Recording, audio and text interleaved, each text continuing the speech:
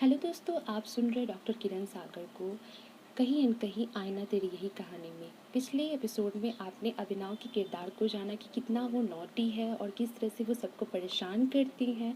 सभी को परेशान करने के साथ-साथ अभिनव के अंदर एक आर्ट भी रहता है।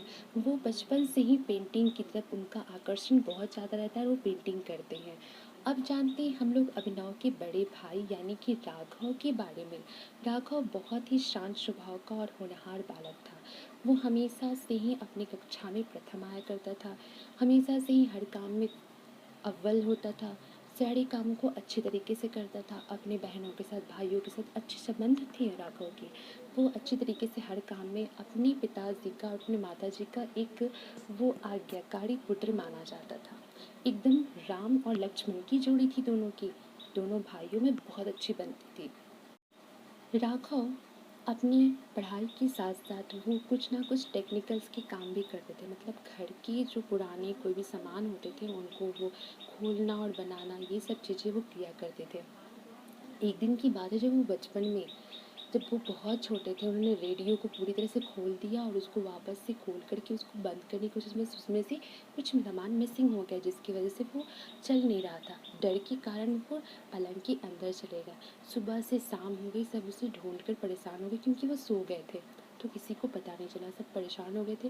यहाँ तक कि सभी ने कहा कि अगर नहीं मिलेगा तो हमें पुलिस स्टेशन जा कर के हमें एक रिपोर्ट लिखवानी होगी, जिसकी वजह से सभी परेशान भी थे। और इस चीज़ को लेकर कि जब वो सामने निकलते हैं, सब उन्हें देखकर चौंक जाते हैं और कहते हैं कि ये तो यहीं पे है और हमने पूरे घर को ढूंढ लिया। इस चीज़ के लिए राघव को बहुत डांट सुननी पड़ती है, लेकिन उसके अलावा राघव की कोई ऐसी गलती नहीं करते थे जिससे कि उनके माता पिता उनसे दुखी हो। उसके बाद से वो उन्होंने वादा भी किया कि ऐसा कोई काम नहीं करेंगे जिसकी वजह से उनको सभी को परेशानी हो। इस चीज़ को वो भली भांति समझते थे और अपने सारे भाई बहनों में बड़े थे। इस तरह से राघव और सुहासिनी एक घर को पूरी तरह से अच्छी तरह से दोनों भाई बहन मिलकर अच्छी तरह से संभाला करते थे। और राघव और सुहासिनी मिलकर के सारे घर को, सभी को अच्छी तरह से देखा करते थे। सुहासिनी की छोटी बहन यानी कि सेकंड नंबर सानवी। सानवी भी पढ़ने में बहुत अच्छी थी, बहुत होनहार थी। अपने क्लास में हमेशा वो फर्स्ट आया करती थी और बेटर रिजल्ट लाती थी। क्योंकि सुहासिनी घर को संभाली थी, सुहासिनी 10 वर्ष की आयु से ही पूरे किचन का काम संभाली थी, क्योंकि सुहासिनी की माँ की तबीयत हमेशा से ख़राब रहती थी, जिसकी वजह से वो पूरे काम को संभालने की वजह से बाकी उनके भाई बहन अच्छे से स्टडी कर पाते थे। और सानवी पूरी तरह से काम को संभाल लिया करती थी, अपने स्टडीज़ पे ध्यान देती थी। साथ ही सबसे छोटी बहन जो कि थर्ड नंबर में थी, प्रेमा। प्रेमा जो थी उसे पढ़ाई में ध्यान नहीं लगता था। वो बस स्कूल जाने से जब भी कोई स्कूल का टाइम होता था 1 घंटे तो पहले ही जाती थी। उसी के साथ साथ अपने घर, जो घर की घड़ी थी उसको और पहले कर देती थी, यानी कि स्कूल में वो 1.5 घंटे पहले पहुँच कर के खेला करती थी। तो ये सारी चीज़ें वो चलते रहता था। अभिनव और प्रेमा हमेशा से ही इस चीज़ के लिए डांट सुनते थे। बाकी किसी भी भाई बहनों में कभी कोई डांट नहीं सुनता था। उनके पिताजी और उनके माताजी बहुत सभी को अच्छे से लाड प्यार से रखते थे। सबको अच्छे से उनका जो डिसिप्लिन और हर चीज़ों को, हर बात को हर जगह गाइडलाइन करने का काम सुहासिनी के माता पिता करते थे। और हमेशा से उन लोगों को हमेशा गाइडलाइन करते थे कि कैसे किस काम को करना चाहिए। हर क्षेत्र में उन्हें आगे बढ़ाने की कोशिश करते थे। यहाँ तक कि सुहासिनी को भी उनके पिताजी ने कहा कि सुहासिनी, तुम सिंगिंग सीखना चाहती हो तो तुम क्लास ज्वाइन कर लो, क्योंकि तुम हमेशा म्यूज़िक सुनते, तुम्हें पसंद है। सुहासिनी की इच्छा तो थी सीखने का, परंतु वो घर के कामों से और बहनों और भाइयों की रिस्पॉन्सिबिलिटी को देखते हुए उसे समय नहीं मिलता था। सुहासिनी के पिता भी बहुत सारे ड्यूटीज़, तो अगर वो देखी थी अगर मैं उधर ध्यान देती हूँ तो फिर इधर सब कुछ बिगड़ेगा। इस वजह से उसने अपने जो इच्छाएं थी, भावनाएं थी, उसे सुहासिनी ने त्याग दिया।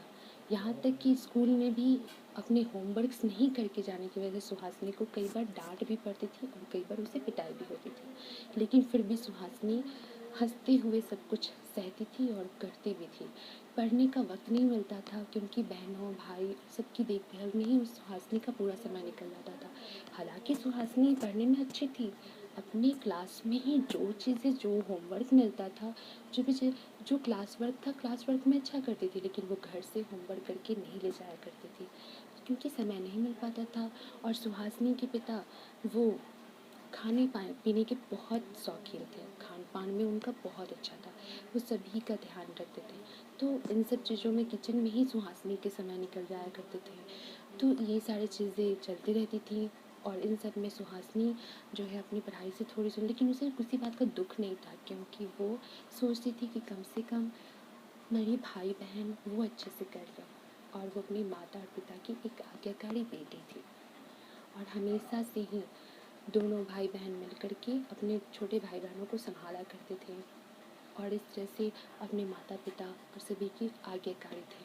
और हमेशा से सभी भाई बहन एक दूसरे का ध्यान रखते थे और वो हमेशा से एक ही गीत गाते थे। वो कौन सा गीत गाते थे वो सुनिए आप भी।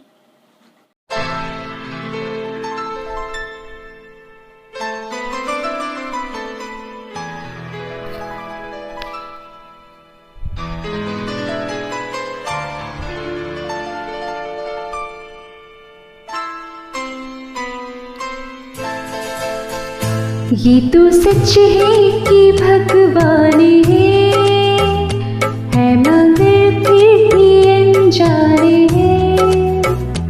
ये तो सच है कि भगवान है मगर फिर भी अनजाने हैं। धरती पे रूप माँ बाप का उस विधाता की पहचाने है। ये तो सच है कि भगवान है।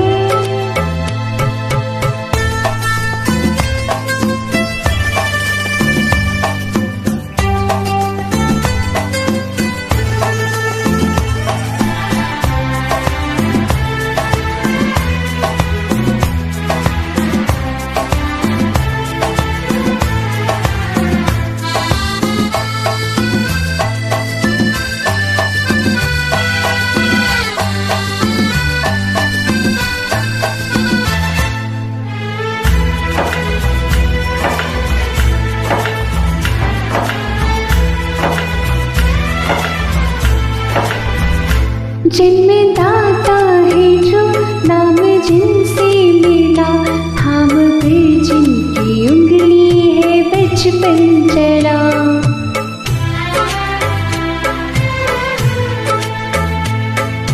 हो कांधे पर बैठ के जिनके देखा जहाँ, ज्ञान जिनसे मिला क्या बुरा क्या भला। इतनी उपकार है क्या कहीं, ये बताना ना आसान है। धरती पे रूप माँ बाप का उस विधाता की पहचाने है। ये तो सच है कि भगवान है।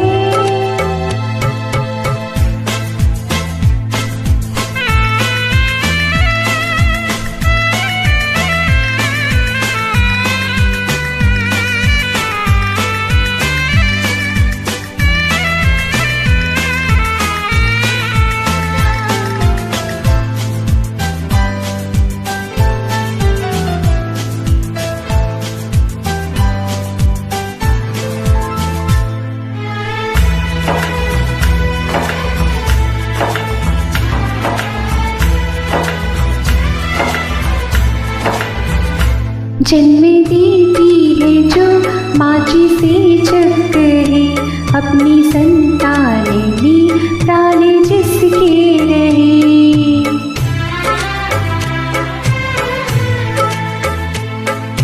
हो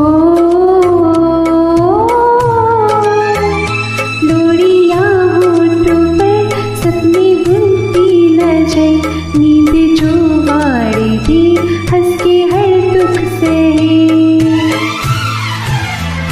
ममता के रूप में है प्रभु, आपसे पाया वरदान है। धरती पे रूप माँ बाप का, उस विधाता की पहचाने कि तू सच है कि भगवान है।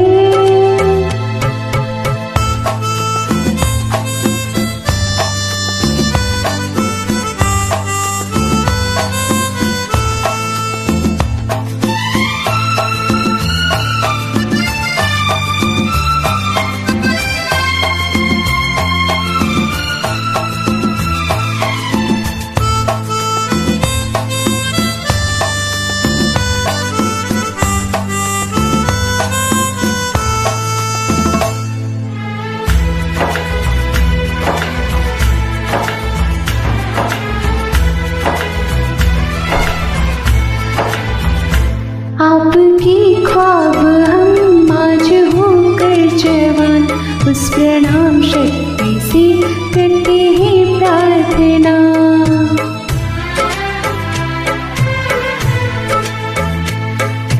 हो उनकी छाया रहे रहती दुनिया तलक, एक पल रह सके हम ना जिनके बिना। आप दोनों सलामत रहे, सबके दिल में ये अरमाने हैं, धरती पे रूप माँ बाप का, उस विधाता की पहचाने